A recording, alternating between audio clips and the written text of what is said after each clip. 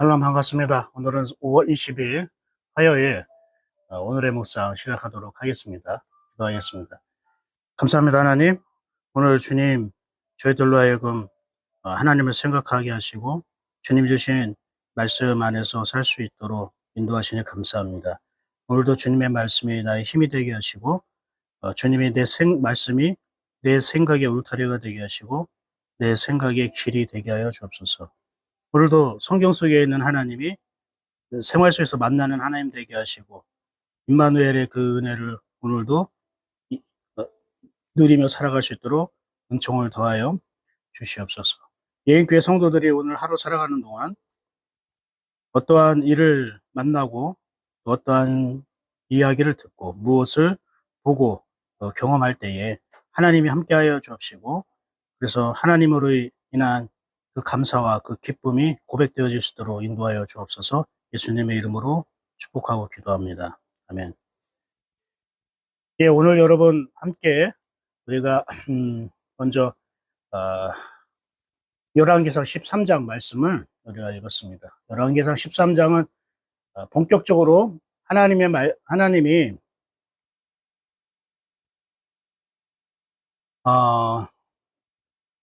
14장이죠. 여러분 14장입니다.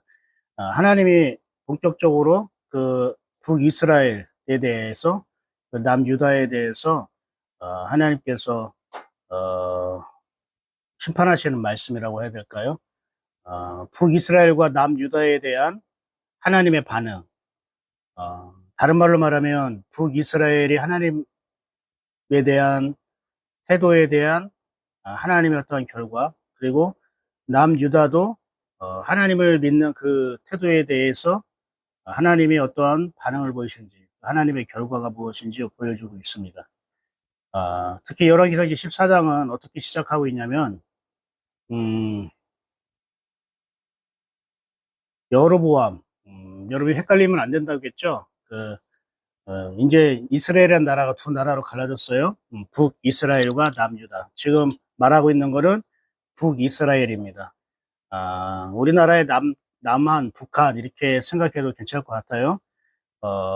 북쪽은 굉장히 하나님을 좀 떠난 그런 모습들을 많이 보여준다고 했죠. 그 북이스라엘 첫 번째 왕 여로보암의 아들 아비야라는 사람이 있는데 이 아비야가 병이 들었다고 지금 소개하고 있습니다. 아비야는 어떤 일일까요? 아비야. 여러분 이 아비야라는 것은요, 말은 여호와가 나의 아버지다는 뜻이에요. 여호와가 나의 아버지입니다. 다른 말로 말하면 나의 아버지는 여호와입니다. 그런 이름이 아비야예요. 근데 여로보암의 아들이잖아요. 무슨 말일까? 이 아들이라고 해서 병 들었다고 했는데 많은 사람이 굉장히 어린 아이로 알고 있더라고요. 어린 아이가 아닙니다.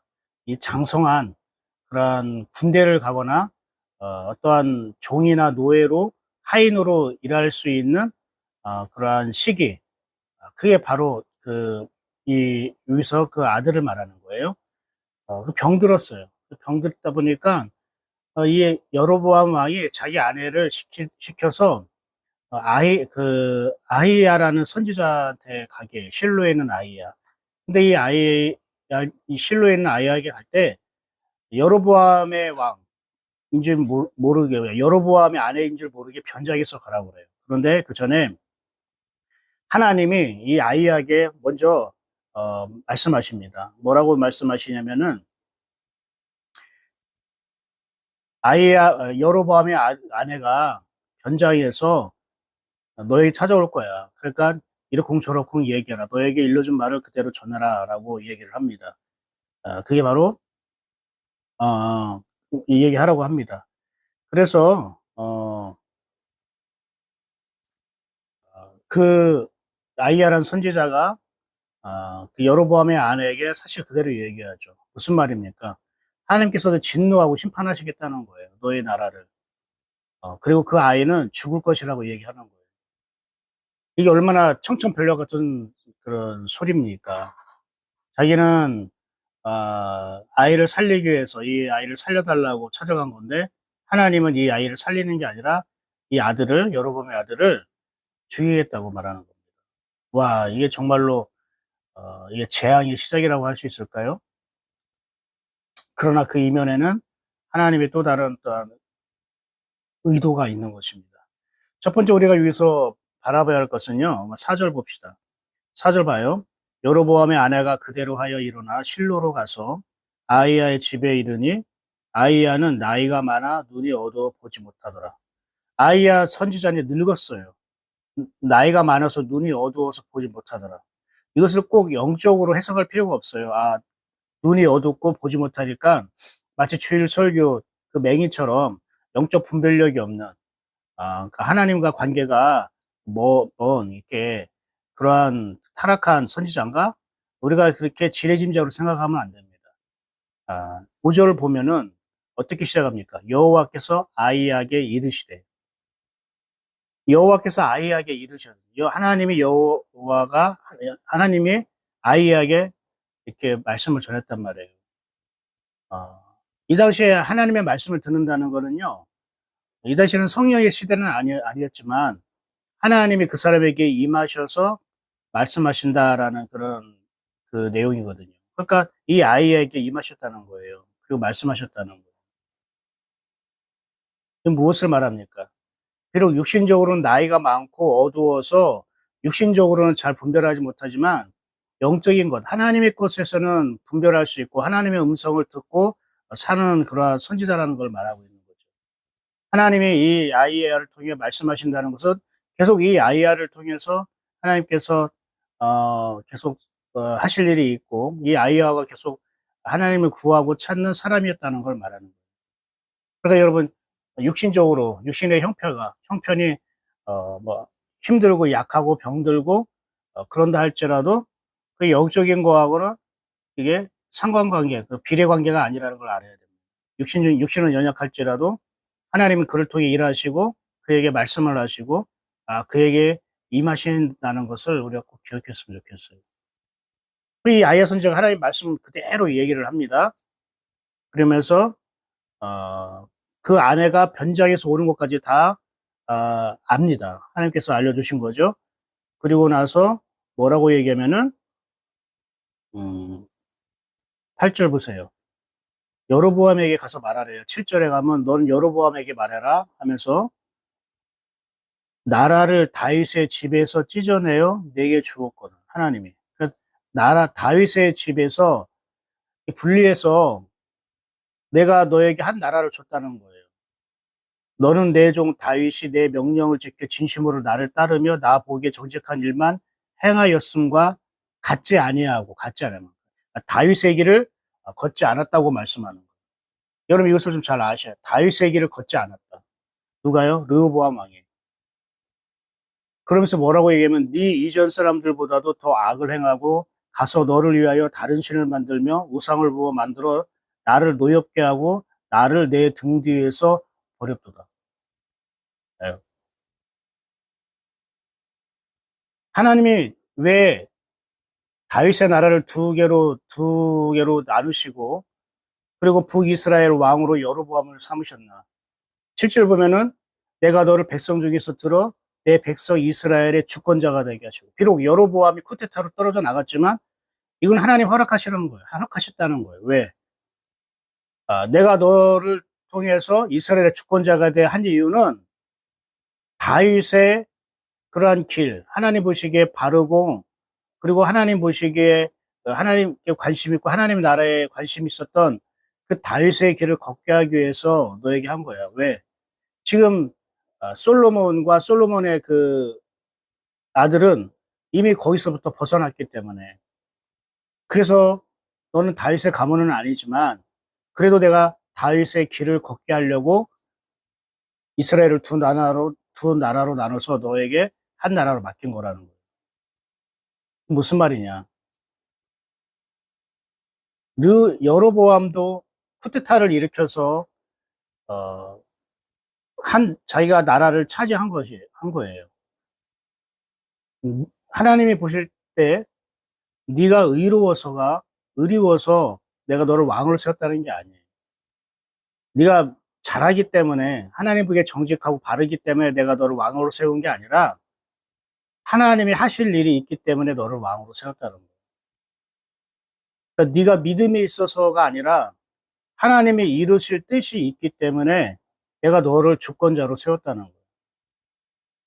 다윗 가문이 아닌 너를 통해 다윗의 길을 걷게 하려고 하는 거는 내가 너를 변화시키고 너를 통해 나 하나님의 나라를 세우려고 하는 것이다. 하나님의 나라가 어떤 나라인지 보여주려고 하는 것이다. 하나님 그런 목적과 그런 의미가 있었더라는 거죠. 근데 여로보암은 마치 자기가 의로운기 때문에 자기가 그래도 다윗의 가문보다는 더 정직하고 바르다고 생각했던지 아니면 하나님 앞에 내가 더 가깝다고 생각하던지 그렇게 생각할 수 있었을 것 같아요. 여러분 우리가 잘 알아야 됩니다. 하나님이 우리를 통해 일하시고 사용하시는 거 말씀하시는 건요. 내가 의로워서 하나님께서 쓰시는 게 아니에요. 내가 믿음이 좋기 때문에 하나님 나를 통해 쓰시는 게 아니라고요. 착각하면 안 됩니다. 하나님이 하실 일이 있기 때문에 나를 선택하시는 거예요. 하나님이 이루실 뜻이 있기 때문에 하나님이 나를 선택하고 나를 부른 거지 나의 무엇 때문에 하나님 나를 통해서 일하시는 게 아니라고요. 그래서 여러분이 우리가 교만하지 말아야 됩니다. 물론 하나님이 믿음 있는 사람을 통해 하나님을 바라고 하나님께 집중하고 또 하나님의 뜻에 관심을 갖고 살아가는 사람을 하나님은 분명히 마음에 소원을 주시고 또 그를 통해 하나님 일하시죠. 물론 그건 그 사람이 누리는 그러한 기쁨이 있고요. 즐거움이 있고 그리고 상급이 있는 거예요. 그런데 지금 북이스라엘과 같은 상황은요. 그런 상황이 아니에요. 여로보암은 하나님 뜻에 관심이 없었어요. 자기가 왕이 되려고 했고 금송아지를 만들어서 온 이스라엘 백성을 우상을 섬기게 하도록 영적인 타락을 가져오는 왕이란 말이에요. 그런데 하나님께서 그를 왜 왕으로 그냥 왕으로 세우게 하셨는가? 네가 올바르기 때문에 그런 게 아니라는 거예요. 내가 할 일이 있기 때문에. 그러면서 하나님 뭐라고 얘기하면 9절 보세요. 네가 이전 사람들도 악을 행하고 너를 위하여 다른 신을 만들며 우상을 부어 만들어 나를 노엽게 하고 나를 내 등 뒤에 버렸도다. 여러분 우리가 너를 위하여 다른 신을 만들었다는 건요. 이런 말씀이에요. 다른 신이라고 하지만 여기서 신은 여호와 하나님 할 때 그 하나님과 같은 단어예요. 즉 엘로힘 하나님이에요. 그러니까 힘이에요. 힘. 네가 다른 힘을 만들었다는 거예요. 다른 힘을 믿었다는 걸 말해요. 하나님을 힘으로 삼지 않고 다른 것을 힘으로 삼았다라는 거예요. 그걸 뭐라고 얘기합니까? 그게 하나님을 진노하게 하는 거고 하나님을 버리는 행위라고 주님께서 말씀하시는 거예요. 그래서 만약에 우리 가정이 먹고 살 만한 내가 경제 활동을 하고 내가 수입을 내가 버는 그런 것이 어, 내가 일하는 것만큼 또는 어떤 누구가 어떤 환경이 그게 우리에게 가정을 책임져주고 나에게 수입을 벌게 해주고 그러한 그런 마인드로 우리가 살아간다면은 그것이 바로 나에게 그게 하나님이 되는 거예요. 그게 힘이 되는 거예요. 우리는 하나님이 힘이라고 하는 것은 내 삶의 모든 영역에 있어서 나에게 지금 주어지는 힘, 내가 쓰는 힘, 내가 필요로 하는 모든 힘이 그분에게 하나님으로부터 온다는 것을 고백하는 사람들이에요. 비록 내가 재능이 있고 능력이 있어서 어, 돈을 벌게 되고 또 내가 만나왔던 직장에서 회사에서 그만큼 나에게 경제적인 어떤 혜택을 주게 되고 한다 할지라도 그 모든 것이 하나님이 나를 위해서 이루시는 그러한 은혜라는 걸 우리가 알고 그렇게 고백하는 사람들이 그리스도인이라는 거예요. 그렇기 때문에는 어떠한 긴박한 상황이나 중요한 어떤 순간에 무엇을 선택할 때에 우리는 하나님 것을 선택해야 된다는 거예요. 근데 우리는 그것이 하나님이 나의 힘이라는 뜻이에요. 근데 우리는 하나님을 선택하지 않죠.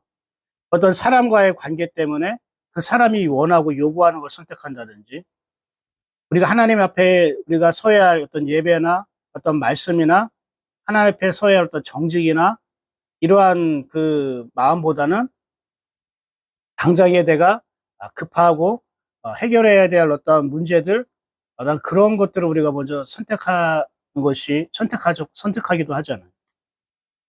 여러분, 생활 속에서 하나님만이 나의 힘이다라고 하는 것은 바로 이런 것에서 갈라지는 거예요. 우리에게는 이런 믿음의 용담.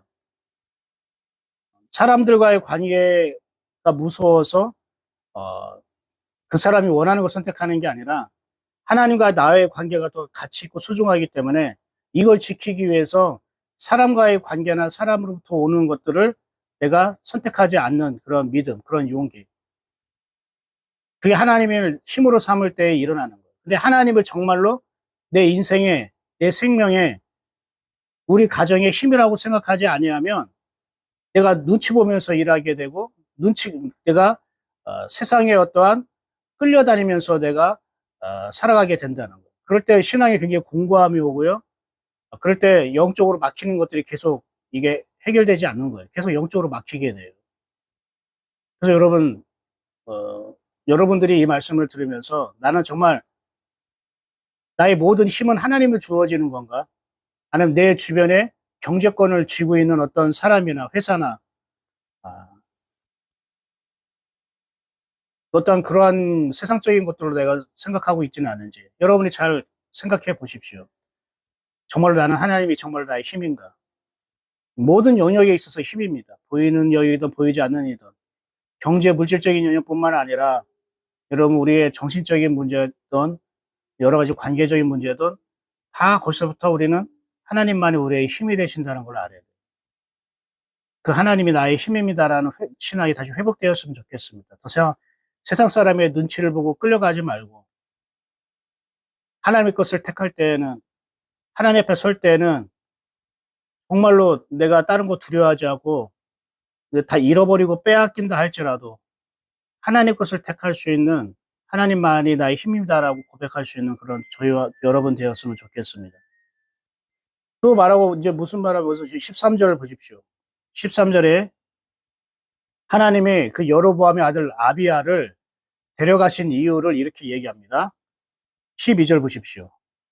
너는 일어나 네 집으로 가라. 네 발이 성읍에 들어갈 때에 그 아이가 죽을지라. 성읍에 들어갈 때 죽는데요. 이 무슨 청천벽력 같은 소리. 와, 이런 비참한 이야기가 어디 있습니까? 이건 굿 뉴스가 아니라 배드 뉴스죠. 최악의 뉴스예요. 그런데 하나님은 이거를 되게 부정적으로 하나님의 진노나 심판으로 보지 않았다는 거예요. 13절 볼까요? 온 이스라엘이 그를 위하여 슬퍼하며 장사하려니와. 아비야가 죽으면 모든 이스라엘 백성이 아비야를 위해서 슬퍼하고 장사한대요. 그럼 뭘까요? 아비야가 그동안 이스라엘 백성에게 행한 일들이 이스라엘 백성으로 하여금 감동을 주고 은혜를 끼쳤다는 거겠죠. 또 계속 봅시다. 여로보암에게 속한 자는 오직 이 아이만 묘실에 들어가리. 이 묘실만 들어간다는 것은 하나님의 나라에 들어간다는 걸 말해요. 여로보암에 속한 자는 오직 이 아이만 묘실에 들어가리니 이는 여로보암의 집 가운데에서 그가 이스라엘의 하나님 여호와를 향하여 선한 뜻을 품었습니다. 자기 아버지 여로보암이 우상 숭배하고 모든 백성이 우상 숭배하고 역적으로 타락할 때 이 여로보암의 아들 아비야만 하나님을 향하여 선한 뜻을 품었다는 거예요. 그러면 이 아비야를 왕으로 세워가지고 이스라엘을 바꾼다든지 해야지. 왜 하나님을 향한 선한 뜻을 품은 오직 유일한 이 하나님의 백성 아비야는 데려가시고 죽이게 하시고 다른 사람은 왜 내비둘까요? 왜 그러냐면 하나님이 여로보암의 아들을 죽인 거는 죽인 게 아니라 데려가신 거예요. 데려가신 거. 왜요? 앞으로 일어날 북이스라엘의 재앙을 만나지 않게 하기 위해서. 하나님의 진노와 저주의 심판을 겪지 않게 하기 위해서 일찍 데려가시는 거예요. 하나님의 선한 뜻을 품고 사는 사람은. 우리는 어쩌면 하나님의 선한 뜻을 품고 살아간다면 무병장수하게 하고 이를 통해 더 성공하게 하고 형통하게 해서 하나님이 믿지 않는 사람들에게 본을 보이게 하는 그런 우리가 기대를 갖고 있지만, 물론 그렇게 하시기도 해요. 그런데 이렇게 하나님이 한 나라를 심판하고 하나님의 진노와 또 하나님의 어떤 재앙이 임하게 할 때는요, 그 속에서 오래 살고 그곳에서 성공하는 건 의미가 없는 거죠. 하나님의 진노와 재앙 아래에서 성공하는 건 의미가 없다고요. 하나님의 진노와 심판 아래에서 여러분, 잘 사는 건 의미가 없다고요. 우리가 잘 사는 것도 하나님의 은혜와 평강 안에서 잘 사는 게 의미가 있는 거예요. 그래서 하나님이 곧 이 말, 북이스라엘의 재앙과 진노의 심판을 이 아비야만큼은 겪지 않게 하기 위해서 일부러 데려가신 거예요. 이게 마치 뭐와 같냐면 창세기 5장에 있는 무드셀러 같은 거예요. 무드셀러는 성경에서 가장 오래된 사람이에요. 969살까지. 근데 이 무드셀러가 언제 죽었냐면 노아 심판이 있는 날, 그날 하나님은 무드셀러를 데려가요. 무드셀러를 왜 데려갔을까요? 무드셀러는 평생에 자기 아버지가 죽음을 보지 않고 하나님과 동행하고 하나님께서 데려가심을 보면서 영생에 대한 소망을 갖게 된 것이고, 그 영생을 주시는 우리와 함께 사시는 여호와 하나님을 평생 살면서 전하고 복음을 전했던 사람이었어요. 아, 그 시대에 그 시대에 오직 하나님을 향한 선한 뜻을 품고 복음을 전했던 사람은 무드셀러였어요. 그래서 무드셀러는 하나님의 홍수 심판을 보지 않고 바로 데려가시고, 무드셀러가 죽자마자 바로 홍수 심판이 시작되었습니다. 아비야도 바로 그런 은혜를 받은 거죠. 사랑하는 여러분, 병들어서 일찍 죽는다고 해서 이게 저주가 아니고 이게 비참한 인생이 아니에요. 인생이 잘못 산 게 아니에요. 우리는 인생이 어떻게 될지 몰라요. 이 나라와 이 세상이 어떻게 될지 몰라요. 우리는 영원할 것 같고 잘 될 것만 같다고 생각해요. 장밋빛 인생을 꿈꾸기도 해요. 그러나 이 세상은 점점 더 악해지고 하나님께서 심판주로 오실 마지막 때가 점점 더 가까워지고 있다는 것은 기정사실이에요. 성경대로 우리가 이 역사는 그렇게 가고 있는 거예요. 그럴 때에 우리가 건강하고 능력 있고 사람한테 인정받고 정말 성공하고 잘 사는 것이 하나님의 축복이라고 생각할 수 있지만, 반면 하나님을 향한 거룩한 뜻과 선한 마음을 가진 사람이 오래 살지 않고 하나님이 일찍 데려가신 것도 그가 앞으로의 인생 가운데에 만날 필요가 없는 그런 이런 더러운 세상에서 함께 있게 놔두지 않는 하나님의 배려가 있고 하나님의 사랑이 있더라는 거예요. 그게 은혜예요. 15절 말씀을 읽고 마무리하겠습니다. 여호와께서 이스라엘을 쳐서 물에서 흔들리는 갈대같이 되게 하시고 이스라엘을 그의 조상들에게 주신 이 좋은 땅에서 뽑아 그들을 강 너머로 흩으시리니 그들이 아세라상을 만들어 여호와를 진노하게 하였음이니라. 여호와를 진노하게 하셨다라는 거예요. 그리고 하나님이 허락하신 좋은 땅에서 뽑아서 흩어버리게 했다는 거예요. 하나님이 힘이 아니라 이 세상 사람들을, 세상 보이는 돈을, 어떤 것들을 내가 힘으로 삼아서 거기에 끌려가는 사람들은요, 이렇게 하나님께서는 처음에는 하나님 좋은 땅에 살게 하셨지만 거기서부터 뽑아서 흩으신다고 하는 것처럼 하나님은 우리에게 우리가 결정한 것에 대한 대가를 치르게 하시는 거예요. 그러니까 여러분, 이 진노는, 하나님의 진노와 심판은 우리가 악을 행해서가 아니라 더 자세히 얘기하면은 회개하지 않은 결과가 하나님의 진노예요. 여러분, 우리가 죄와 악을 행할 때마다 하나님께서 막 심판하고 징계하고 진노를 내리십니까? 그러면 남아있을 사람이 아무도 없죠. 하나님은 인내하시고 인내하시고 인내하시면서 오래오래 참으셔요. 그러나 영원히 참지는 않으셔요. 언젠가는 하나님의 진노가 하나님의 참으심을 뚫고 일어나서 우리에게 실제 임하는 날이 있습니다. 그럼 하나님 왜 오래 참고 오래 참으십니까? 회개할 기회를 주는 겁니다. 그곳에서 죄와 악에서 돌아오라고. 하나님의 자녀의 자리에 서라고. 여로보암 왕에게는 그런 기회를 많이 줬다는 말입니다. 그런데 여로보암은 그것을 무시하고 가볍게 생각하고 계속 자기의 길을 걸었어요. 자기 방법대로 자기 뜻대로 그 죄와 악의 길을 걸었습니다. 이제 하나님은 더 이상 기다릴 수 없는 거죠. 하나님의 긍휼은요, 제한된 긍휼이에요. 하나님의 배려와 하나님의 사랑은요, 기간이 있는 사랑이라는 걸 우리가 알아야 돼요. 나에게 영원하게 적용되지 않아요. 그래서 하나님은 이 이스라엘 백성을 이렇게 흩으시고 저주와 재앙을 내리신다고 말씀하셔요. 그들이 죄와 악이 깊어서가 아니라 하나님께 돌아오지 않아서 그런 거예요. 회개하지 않아서 그런 거예요. 오늘 말씀을 이렇게 정리하도록 하겠습니다. 오늘 여로보암과 그 북이스라엘을 향한 하나님의 마음을 알 수가 있습니다. 그리고 하나님을 향한 선한 마음을 품었던 아비야는 하나님의 진노를 보기 전에 먼저 하나님의 데려가심을 은혜를 받습니다. 근데 여러분 이게 은혜라고 생각합니까? 아유, 한창 젊었을 때에 꿈과 소망과 비전이 있을 텐데 그것도 이루지 못하고 아유, 일찍 죽었네. 아유, 불쌍해라. 이렇게 생각하지는 않습니까? 영혼의 세계인 하나님의 나라는 우리가 생각하는 이 세상의 인간의 생각과 다른 거예요. 우리가 아직 하나님께 돌아서지 못한 게 무엇입니까? 그리고 내가 하나님께 돌아서지 못하게 하는 나를 붙잡고 있는 세상적인 힘, 아니면 내가 붙들고 있는 것이 하나님의 힘이 아닌 그런 사람의 힘, 세상의 힘, 돈의 힘을 붙잡고 있지는 않습니까? 오늘도 이 말씀을 통해 좀 더 주님과 함께 나아가고요. 주님으로부터 어떤 귀한, 나를 향한 귀한 하나님의 음성을 들었으면 좋겠습니다. 함께 기도하겠습니다.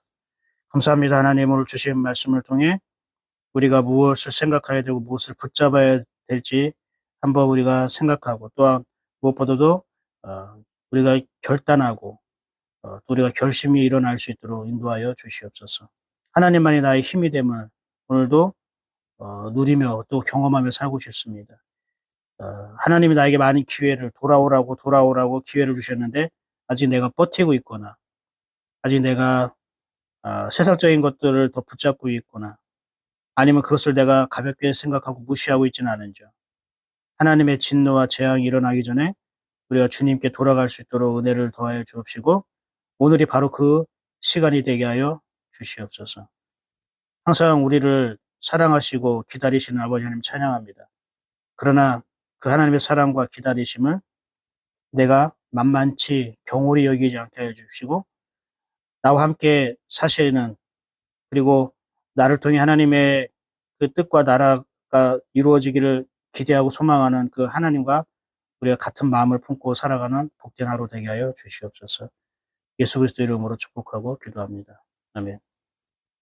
수고하셨습니다. 오늘도 주님과 동행하는 복된 하루 되시길 바랍니다. 내일 아침에 다시 만나보도록 하겠습니다.